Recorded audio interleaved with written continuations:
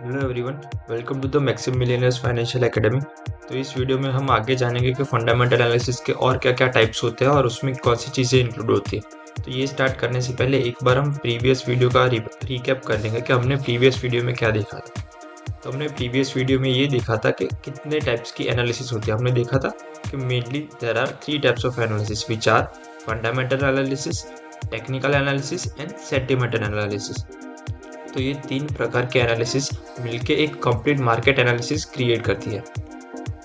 अभी ये चीज़ समझने वाली है कि ये फंडामेंटल एनालिसिस है, ये खुद में कोई एक टाइप का एनालिसिस नहीं है, it is a whole category. इसमें कई सारे अलग अलग micro economic macro economic concept आते हैं, ग्लोबल अलग अलग जो पॉलिटिकल जियो पोलिटिकल कंसेप्ट आते हैं, वो सारा मिलके एक फंडामेंटल एनालिसिस क्रिएट करता है। उसके बाद ये जो सेकेंड कैटेगरी ऑफ एनालिसिस है विच इज़ टेक्निकल एनालिसिस, उसमें भी काफ़ी अलग अलग प्रकार के डिफरेंट टाइप्स ऑफ एनालिसिस आता है which are price action based, chart based, candlestick based. फिर आता है sentimental analysis again which is a third category, जिसमें डिफरेंट टाइप के ह्यूमन इमोशंस, मास साइकोलॉजी, वो सारे कंसेप्ट आते हैं इसमें। तो ये जो 3 हम टाइप के एनालिसिस देख रहे हैं, those are categories of analysis. वो खुद में एक एनालिसिस नहीं है, खुद में एक कैटेगरी है जिसके अंदर और बहुत सारी टाइप की एनालिसिस आती है। ओके, उसके बाद हमने देखा था फंडामेंटल एनालिसिस क्या होता है।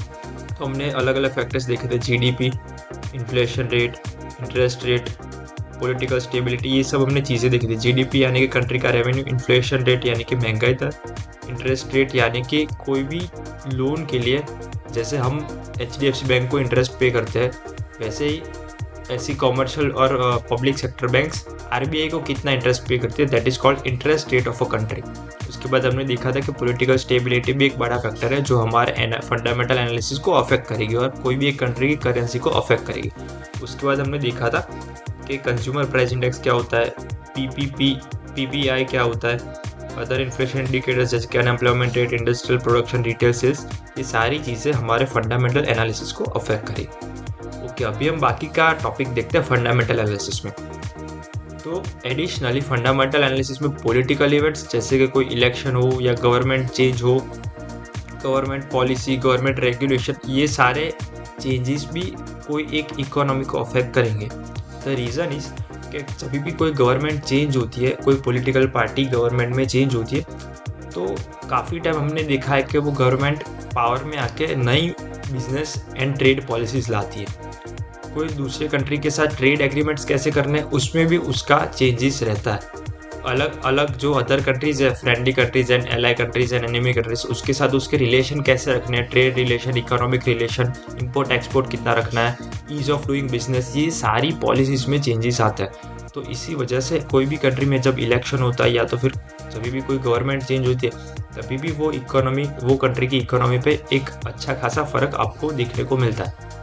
उसके अलावा नेचुरल डिजास्टर हो गया या तो फिर कोई कैलामिटी हो गई, राइट, वो सारी चीज़ें भी एक कंट्री की करेंसी की वैल्यू को अफेक्ट करेंगे। अभी ये कैसे करेंगे, जैसे कि कोई कंट्री है, जैसे कि रिसेंटली अभी जापान में एक सुनामी ऐसा कुछ आया था, राइट, टॉर्नेडो या ऐसा आया था।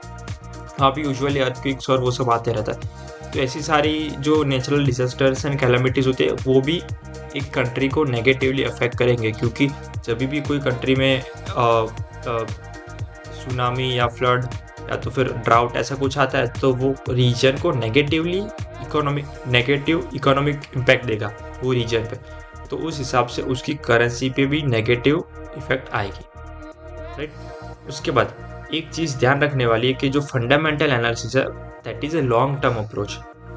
यानी कि ये जो सारे कंसेप्ट अभी हमने जाने फंडामेंटल एनालिसिस के, वो सारे आपको एक ओवरव्यू देंगे, एक लॉन्ग टर्म ओवरव्यू देंगे कोई भी एक इकोनॉमी का।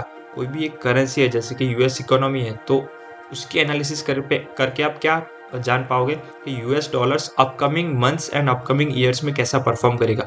उसका ओवरऑल ट्रेंड बुलिश है, उसका ओवरऑल ट्रेंड बेरिश है, या तो फिर अभी अनसर्टेनिटी है, राइट। ये सारी डिसीजंस आप ले पाओगे क्या जान के, फंडामेंटल एनालिसिस करके। तो ये आपको याद रखना है कि fundamental analysis is a long term approach, right. And आपको एक इकोनॉमी की क्लियर पिक्चर भी ये दे सकता है, एक इकोनॉमी की ओवरऑल हेल्थ भी दे सकता है कि कैसे ये इकोनॉमी परफॉर्म कर रही है। जैसे कि यहाँ पे यूएस इकोनॉमी है जिसका एग्जांपल हमने लिया, उसके अगर पीपीआई नंबर्स अच्छे हैं उसके सीपीआई नंबर्स अच्छे हैं, अनएम्प्लॉयमेंट रेट कम है, इंटरेस्ट रेट कंट्रोल में है, इन्फ्लेशन रेट कंट्रोल में है, जीडीपी ग्रो कर रही है कॉन्जिक्यूटिव क्वार्टर्स, तो हम कह सकते हैं कि हाँ यूएस का इकोनॉमी अच्छा है, इसीलिए डॉलर की वैल्यू ओवर द ईयर्स बढ़ेगी। पर अगर कोई अनसर्टेनिटी है, कोई वॉर में आ गया है, वहाँ पे कोई कैलेमिटी है, वहाँ पे पॉलिटिकल अनसर्टेनिटी है, तो ये सारे जो नेगेटिव चीज़ है वो उसकी करेंसी पे भी नेगेटिवली अफेक्ट करेंगे। राइट, तो ये सारे हमारे टॉपिक्स थे जो फंडामेंटल एनालिसिस के अंडर में आते हैं। आई होप सब लोगों को कुछ सीखने को मिला होगा। Thank you for watching.